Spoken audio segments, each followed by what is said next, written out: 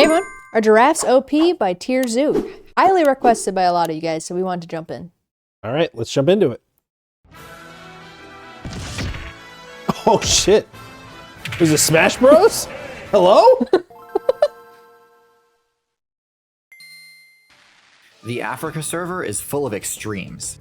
You've got the most powerful builds in the game, including the largest terrestrial build in the entire game currently. But while the African bush elephant may indeed be the largest, it isn't the tallest. That title goes to the subject of today's video, the giraffe. Oh. But is being the tallest build in the game they're actually beefy, that huh? effective of a strategy? Yeah. How does it play out in practice? And what abilities did the giraffe spec into in order to compound its innate advantages? The giraffe's extreme height grants it several benefits. The first of these is how it completely changes the dynamics regarding the game's stealth mechanics. So most top predators in the African savanna opt for the ambush strategy to get within striking range of their targets. They tend to The Overwatch. Oh, this is great. I love all of this. rely on a combination of innate camouflage and use of natural cover to evade detection while closing most of the distance, breaking from cover only at the last possible second when they believe they can close the remaining distance before the target has a chance to react. This strategy is almost completely useless against the giraffe, because the stealth benefit from natural cover, things like tall grass and bushes, is entirely negated when viewed from a high vantage point. While staying low to the ground may obscure your character from the perspective of something like a gazelle or zebra, to a giraffe you are completely exposed and your approach was seen coming from quite a ways off. The second main benefit granted to the giraffe via its height is a bonus to its defense. Because the giraffe's hurt box is elevated significantly off the ground, it's extremely difficult for most players to land a hit on the giraffe's vitals. I'm sorry, but that looked like he was landing the hit. He got that ass. He got that ass. He was not letting go. No. Every relevant threat in the African meta, landing a strike on the giraffe's weak point requires either a risky jump strike or an ambush from an elevated position. Neither of which are very efficient strategies, with the jump strike in particular being easily punishable by any of the giraffe's powerful nice. Speaking of, let's take a look at what those are. The giraffe's reach not only keeps its own vitals out of attack range, but also makes it very easy for a giraffe main to land their own attacks. Similar to horses and zebras, the giraffe's main method of attacking is its kick, dealing moderate damage to any target that dares enter the giraffe's zone of control. However, when the giraffe really needs to deal some damage, it resorts to its signature move, the ossicone bow. The giraffe swings its neck in a wide arc, with the intent to connect. I can't get enough of that, dude. Get the fuck out of here. Get the fuck out of here. Connect with the horn-like protrusions on its skull, called ossicones. Connecting with this attack means pretty much instant game over for any player. Dude, what? Have an extremely large health pool, such as. I have a serious question. If a giraffe gets knocked over, how the fuck do they get back up? Bend their legs in a way and get up. I don't know. They'd be so off balance, though. They have to sleep, right? Yeah, I guess. I don't know if they sleep on their side. That's just something. Let's keep watching. Another giraffe.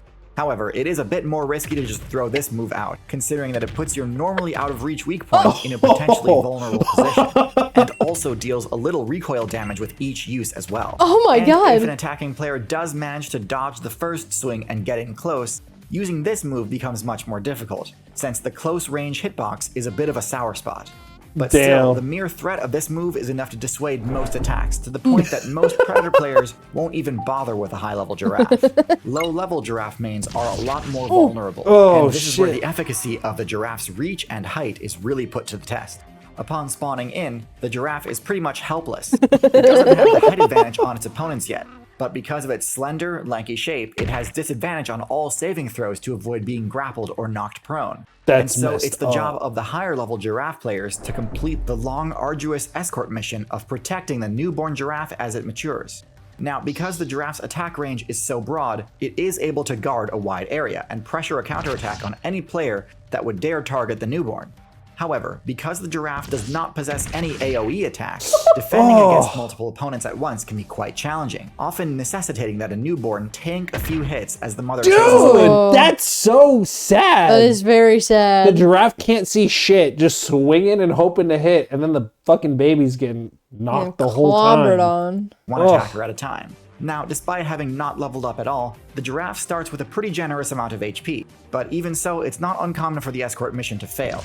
And with a respawn time of 15 months, this is certainly one of the most frustrating aspects of giraffe gameplay. Next, let's talk about individual matchups. First, we have the cheetah. Anyways, on a serious note, first we have the leopard. Now, the leopard is one of the most interesting matchups because of its ability to climb and attack from a high vantage point. Leopard players have been known to use their ability to climb as part of their ambush strategy, pouncing on their target from above. This could mean it's the only predator in the game with an honest shot at landing a surprise crit against the giraffe. But in all honesty, this would be an insanely risky strategy, and since leopards hunt alone, there's really not much reason to try and take down such large prey when they can survive just fine off of the standard diet of antelope and deer. Still, against a lower level giraffe, I could see this strategy working pretty well, if no allies were around to rescue it. But since leopards kill slowly by strangling their target with their bite, this gives the giraffe's party members a lot of time to react and respond accordingly. This is similar to the issue lions have in their matchup against giraffes. Compared to some of the other potential threats, a lion can't actually deal Dude, look at the chip damage. The giraffe got hit with bleed. Yeah, much damage on its own to a giraffe. Even against a low-level giraffe player, it's unlikely they could take it out in a single attack, leading to the same issue as a leopard, where the giraffe's teammates would be able to rescue it. However, because lions do cooperate, together it is possible for a pride of lions to bring down even a large adult giraffe, but not without serious risk to the attackers. And since lions typically close in on their targets by staying low to the ground and moving slowly, the giraffe's height is perfectly suited to detecting their approach and escaping before they're in any real danger. So lions taking down giraffes does happen, but it's exceptionally rare. The rhino is an interesting matchup. Obviously, giraffes and rhinos have no real reason to attack each other, but due to the rhino's poor eyesight, it tends to perceive most players that come near it to be threats regardless. Lucky for the giraffe, the rhino's horn is not usually able to reach the giraffe's weak point, so as long as it can avoid getting knocked over, giraffes tend to do just. Aren't they brittle though? I mean, I don't know. Maybe their legs are strong as fuck. Giraffes? But I feel, yeah. Like I feel like if a rhino went full speed and hit a giraffe in the leg, you're done. I mean, one, they'll see it coming, and two, I think giraffes have like horse legs.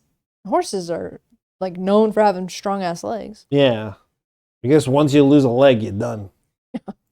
Just fine in this matchup. And then you got a 15-month cooldown before you can respawn. So like that sucks.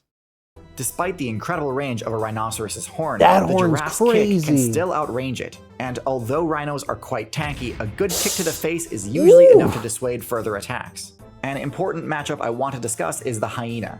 Now, because they can't really jump, hyenas don't have anywhere near the vertical threat range that lions or leopards Hyenas do. can't jump? So attacking an adult giraffe is pretty much out of the question.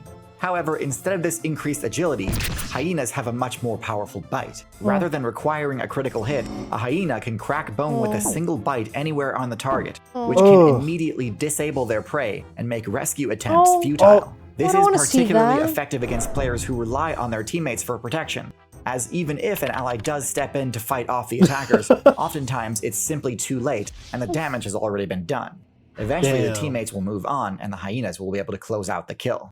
Lastly, I don't think it's any real surprise to see that giraffes still have to respect the space of an elephant. Elephants are tall enough to gore a giraffe with their powerful tusks, so if there's ever a territorial dispute between an elephant and a giraffe, the elephant always wins. Thankfully for a giraffe, its longer legs grant it a faster run speed.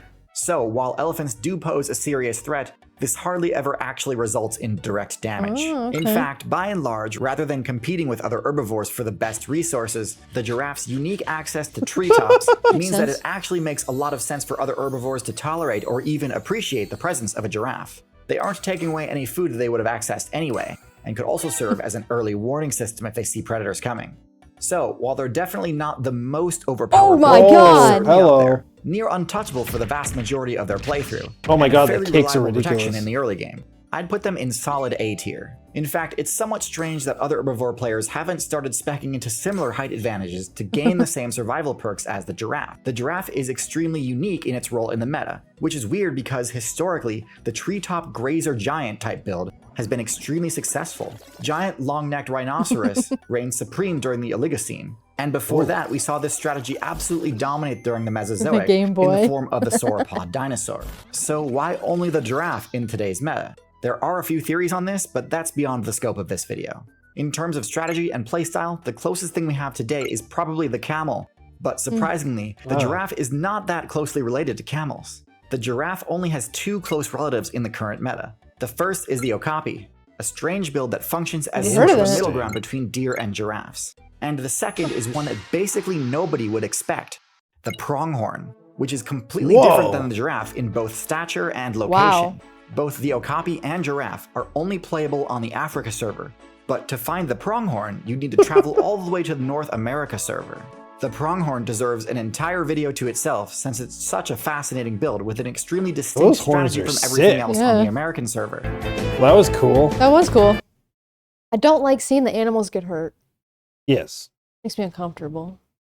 I know it happens, it's the wild, but I don't like it. Yeah. Well, thanks so much for watching. If you like what you saw, please subscribe. If you have any suggestions, leave them in the comments, and we'll see you in the next one. Yeah, see ya. Bye.